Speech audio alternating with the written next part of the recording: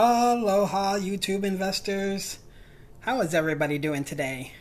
My name is David Yansen. Welcome to my channel. Today is Wednesday, and sorry, I just mixed up my words there. But today is Wednesday, and we are going to be looking at Microsoft. They announced their earnings a couple days ago. I think it was yesterday, actually. And so, quick summary stock analysis. I've been doing a lot of videos of these companies recently as they have been announcing their quarterly earnings reports. Some of them are for quarter four because that's their fiscal year. Some are quarter two, some are quarter three, some are quarter one for 2021, and Microsoft sits in that hole.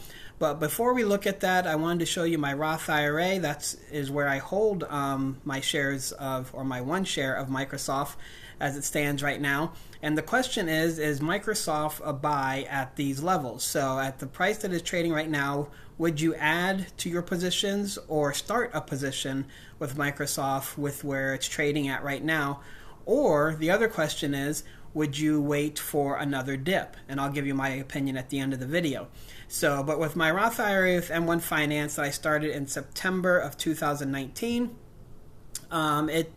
today ended the total return for all time. As you can see here on the right hand side of M1 Finance, it shows you all time view, 1 year and 1 day, along with quarterly, monthly, and weekly.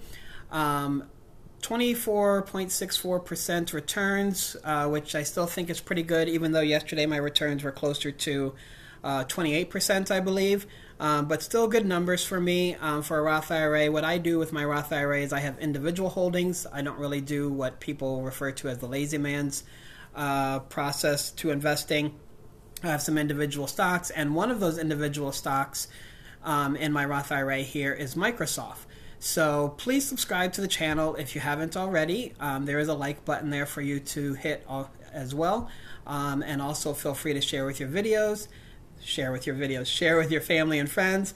And thank you everybody who has already subscribed, continues to support my channel, follow my channel, and like my videos and share with people that they know. So me personally, Microsoft, I have one share. I bought in at 177. This was when it was way down here in March when the stock market crashed.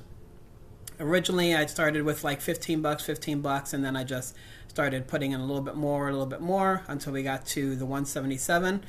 Microsoft is, according to M1 Finance here, you can see that it is a $1.8 trillion market cap company, one of the largest in the U.S.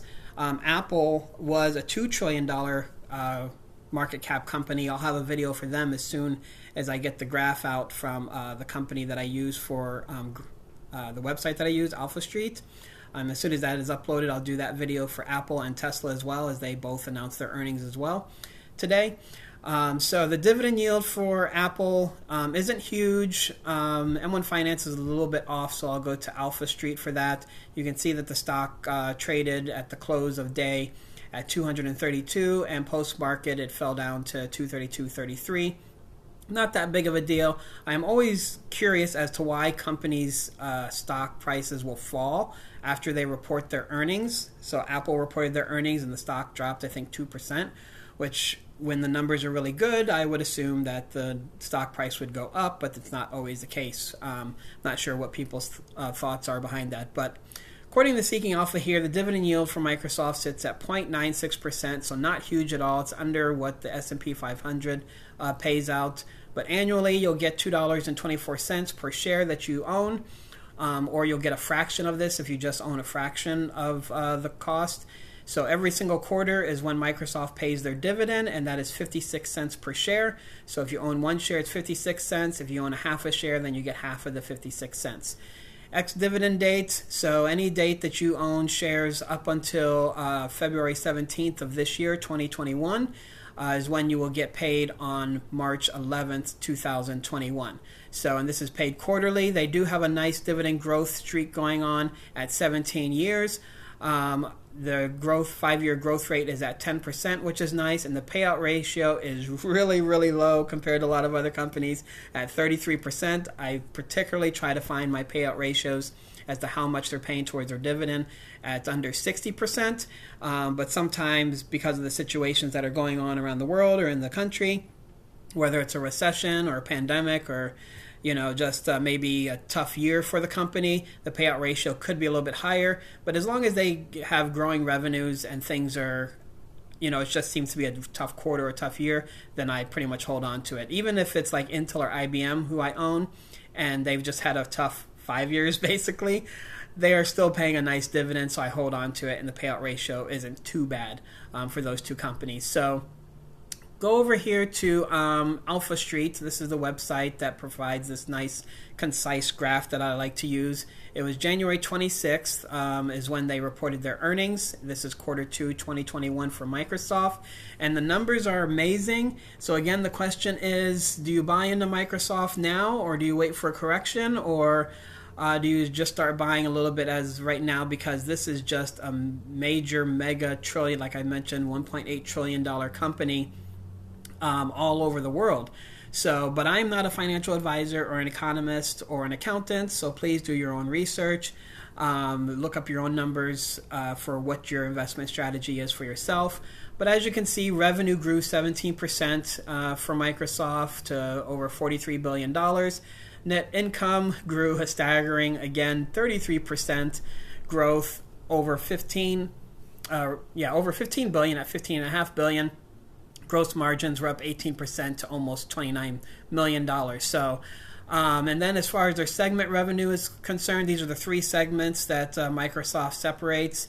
So they have productivity, business, and processes. That was up 13% at $13.35 billion. Intelligent cloud, which has their not just servers, but their cloud services with Azure, which grew 50%, but the intelligent cloud segment as a whole grew 23%, over $46 billion, everything in the billions for this company, just because their market cap is $1.8 trillion.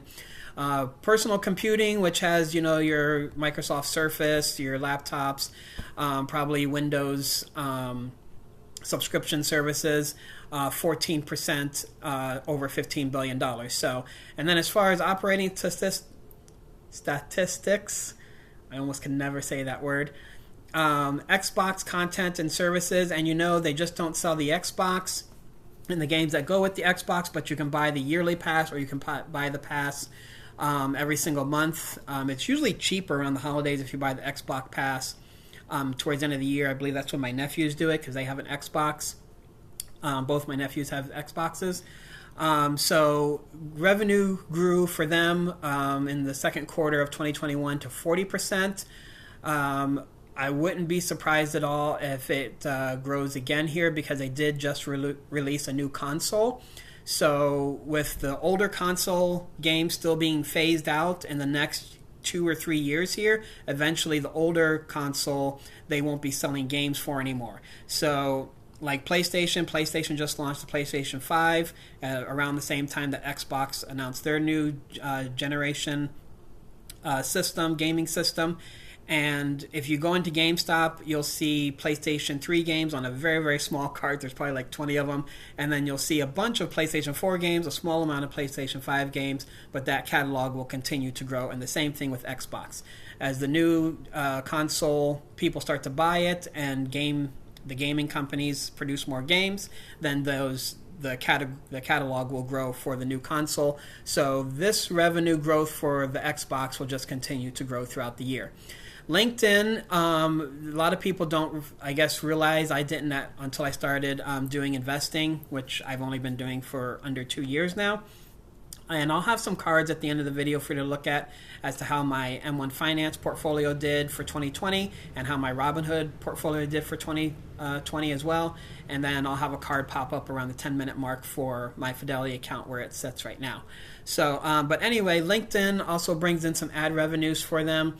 Not really a social media site, but kind of is. Helps you find jobs and connect with people that you used to work with. And then we can see some other numbers here. Operating income up 29%. Net cash operations up 17%. Their Dynamics 365 revenue up 39%. And as far as Office 365 consumer subscribers, because if you don't have the subscription to your job where you do Microsoft Word, Excel, PowerPoint at your job, and you use it on your laptop or computer at home, If you don't buy it outright, then you probably pay for this 365 consumer subscribers. And they added, or not added, but as it sits right now, it's 47.5 million people. So that generates a lot of money. And then search advertising revenue is 2%. So Bing is also owned by Microsoft. Not the greatest internet search platform, but they try. I did use it briefly there when they were giving out rewards for taking little surveys on there about different companies and stuff like that. They would give you like these certain points that you could redeem for $5, which I did for about a year or whatever. I don't know how much money I brought in, maybe $20 or so. Nothing major. But so they do have a little bit of advertising revenue, but nothing to scream home about. But the company is amazing. So the question is, do you buy in now with the price sitting where it is at $232, or you wait for a correction? Me personally, because the dividend yield isn't that huge, but it is growing, and I am primarily a dividend investor, I plan on waiting for the next correction. Around $200 or under $200 is where I would like to buy in at. Of course, I do have other holdings that I would like to build up, Johnson & Johnson, Pepsi. I would also continue like to add to Lockheed Martin, which I'll have a video about them really soon here as well too. That's another company that I just really love. Great dividend that Lockheed Martin pays and really low payout ratio. So there are other companies that I would like to add to. So Microsoft is kind of on the back burner. I even own more shares of Apple than I actually do of Microsoft. And that's because Apple did the stock split. When they did the stock split, the stock was around $100. And when it split, I ended up getting I think 4 shares, and then I added an additional 3 shares to it. So there are other companies that I would like to add to, so I am personally waiting for another correction, a pullback. Hopefully it's nothing like what happened in 2020 where the stock market crashes, but if it does, hopefully I will have some money set aside to be able to invest in Microsoft and some of these other companies that are always trading in the 200s, 300s, and just don't pay a big enough dividend yield for me to want to invest in at such high prices. So as far as their PE ratio, it's really not bad for this type of company in my opinion. They are still considered a tech company, and some people even say the FANG stocks plus Microsoft plus Tesla. So you have Facebook, Apple, Amazon, Netflix, Google, good grief, Google, plus Microsoft on top of that. So Microsoft's growth was stunted for several years, and that allowed, I think, Amazon and Google to take off. And now that Congress, the United States government, is looking to, I guess, maybe slow the growth of Facebook, Google, and Amazon as they've been going through all these hearings recently, it might be a good time for Microsoft to kind of take off and to start investing in some other areas. They have struggled in the cell phone area, and besides the Microsoft tablet that they have, the Surface tablet, there's not really a lot of great hardware that they produce. I mean, the Xbox, obviously, even though it's number 2 to the PlayStation, they still have a ton of people that play on that gaming system and pay for the subscriptions.